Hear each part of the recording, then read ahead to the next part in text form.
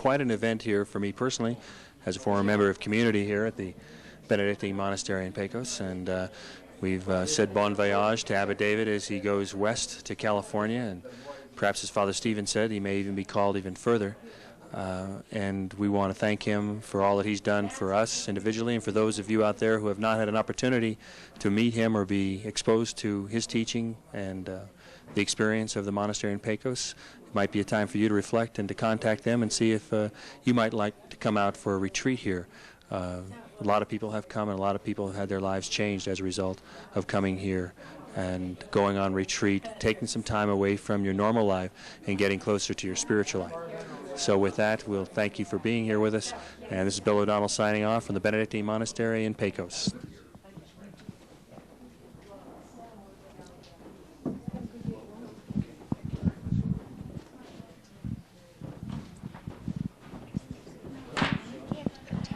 We're gonna get a copy here for Paul. Hey, Paul, come over here.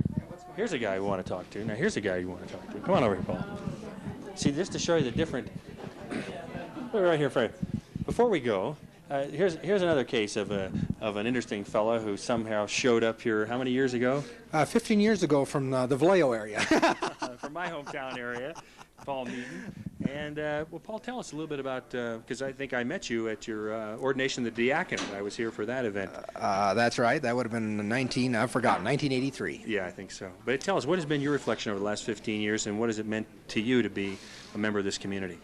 Well, it's meant a right angle turn in my life, because I came here and I was in depression, and I was in and out of it, and so what it was is an introduction to a whole new way of life, and a spiritual way that I had not been familiar with before, and I was, I guess, in a worldly sense, I was very successful in the world, and if I'd have stayed there, I suppose I'd have done quite well.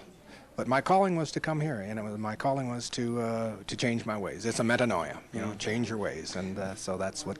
How would you characterize the change from the normal life? Because you were in your 40s, weren't you, when you came out? I was 43 when I came out here, and the significant change, of course, is my background in engineering. Okay, so for openers, from a very much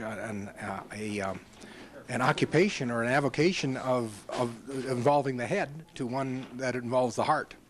And I thought I had the heart when I came here. I didn't. And as a matter of fact, it's a growing process, and you never have it. You never have the head either, but you never get the heart. It's a growing process. Yeah. And so it's a whole new trip for me. Huh? It's another voyage. And we're honoring Abbot David here today, and what were your reflections, and what has he meant to you personally?